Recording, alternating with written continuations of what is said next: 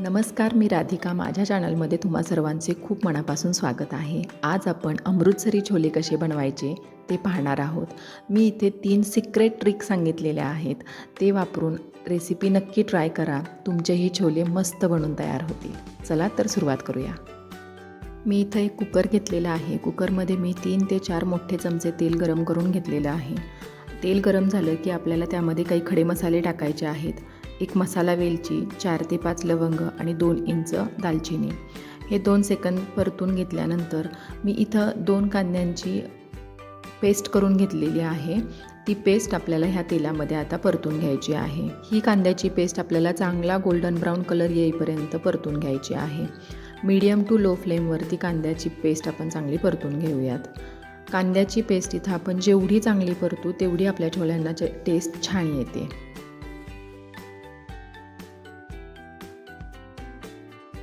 कांद्याला हलका गुलाबी रंग आला की मग त्यामध्ये आपण 1 चमचा आलं लसूण पेस्ट टाकून घ्यायची आहे. पुन्हा चांगलं परतून घ्यायचं आहे.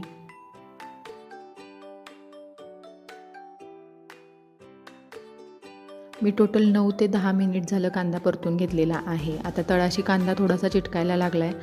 अशा वेळीस 2 ते 3 चमचे पाणी टाकायचं आणि परत एकदा कांदा चांगला परतून घ्यायचा. सुरुवातीपासून टोटल 11 ते 12 मिनिट कांदा परतल्यानंतर कांद्याला असा रंग आलेला आहे. आपल्याला असा रंग येईपर्यंत कांदा परतून घ्यायचा आहे. आता यामध्ये मी 3 मीडियम साईजचे टोमॅटो घेतलेले आहेत. त्याची पेस्ट करून घेतलेली आहे. ती पेस्ट आपण याच्यामध्ये टाकून घ्यायची आहे. टोमॅटोची पेस्ट टाकली की आपल्याला पूर्ण भाजीसाठी लागणारं मीठ इथं ॲड करून घ्यायचं आहे. मी टोटल 250 ग्रॅम छोले घेतलेले आहेत. एवढ्या भाजीसाठी लागणारं एकूण मीठ आपण आत्ताच इथं टाकून घ्यायचं आहे. टोमॅटो चांगला तेल सुटेपर्यंत परतून घ्यायचा आहे. मीडियम टू लो फ्लेमवरतीच आपल्याला हे चांगलं परतून घेत राहायचं आहे. टोमॅटो चांगला परतून झाला की आपल्याला यामध्ये काही मसाले टाकायचे आहेत. 2 चमचे धना पावडर, अर्धा चमचा हळद, 1 चमचा मिरची पावडर आणि 2 चमचे छोले मसाला टाकायचा आहे. हे सगळे मसाले टाकले की परत एकदा हे चांगलं परतून घ्यायचं आहे. आपले मसाले परतत आहेत तोपर्यंत या रेसिपीमधली आपली सिक्रेट टिप. मी इथं एक पातेलं घेतलेलं आहे. त्या पातेल्यामध्ये 1 कप पाणी घेतलेलं आहे. त्यामध्ये आपल्याला 2 चमचे चहा पावडर टाकायची आहे आणि ती चहा पावडर चांगली शिजेपर्यंत पाणी आपल्याला हे चांगलं उकळून घ्यायचं आहे. मी इथं एकूण 250 ग्रॅम छोले घेतलेले आहेत. स्वच्छ धुवून रात्रभर भिजवून घेतलेले आहेत.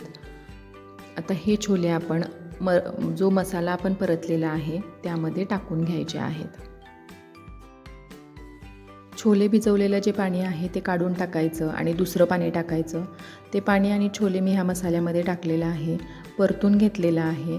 तयार करून घेतलेलं जे चहाचं पाणी आहे तेही आपल्याला हे पाणी इथं गाळून टाकायचं आहे. पुन्हा एकदा चांगलं मिक्स करून घ्यायचं आहे. छोल्यांमध्ये पाणी खूप जास्त टाकायचं नाही. फक्त छोले बुडतील एवढंच पाणी टाकायचं आहे. म्हणजे मग छोले छान शिजतात आणि चवही छान येते. तुम्हाला अगदीच वाटलं तर तुम्ही छोल्यांच्या वर अर्धा इंच एवढं पाणी टाकू शकता, पण त्याच्यापेक्षा जास्त पाणी टाकू नका. नाहीतर मग छोल्यांना टेस्ट चांगली येत नाही आणि छोलेही व्यवस्थित शिजत नाहीत. आता या रेसिपीमधली आपली दुसरी ट्रिक.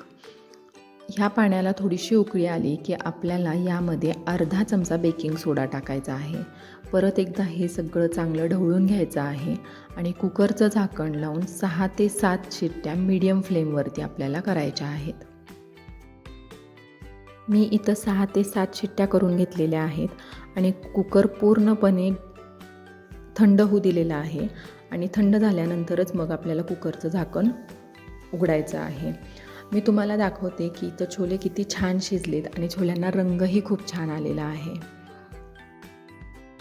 आता यामध्ये मी 1 चमचा कसुरी मेथी घेतलेली आहे. थोडीशी गरम केलेली आणि हातावरती चुरून मग ती कसुरी मेथी आपल्याला त्यामध्ये ॲड करायची आहे. आता या रेसिपीमधली आपली तिसरी सिक्रेट ट्रिक. मी इथे एक तडका पॅन घेतलेला आहे. त्यामध्ये 2 चमचे तूप घेतलेलं आहे.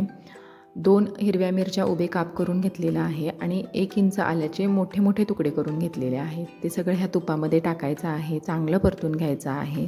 पाव चमचा हिंग टाकायचे आणि हे सगळं चांगलं परतलं की हा तडका आपल्या तयार छोल्यांवरती टाकायचा आहे आणि परत एकदा हे छोले चांगले ढवळून घ्यायचे आहेत.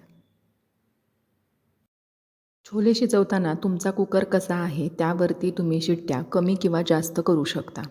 शेवटी टाकलेल्या तुपाच्या तडक्यामुळे छोल्यांना अप्रतिम टेस्ट येते. रेसिपी नक्की ट्राय करा.